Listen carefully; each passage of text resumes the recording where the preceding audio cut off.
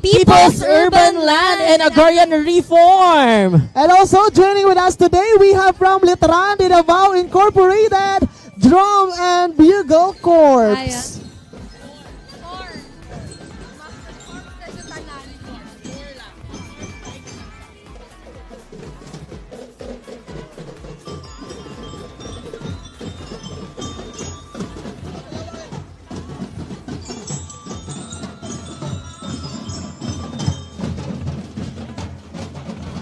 Once again, pasalamatan nato ang Letran de Davao Drum and Bugle Corps.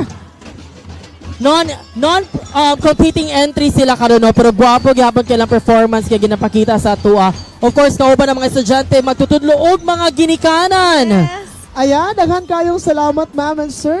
And that was the end of our Cluster 5. Isa na lang, Jod, ang ato ginahulat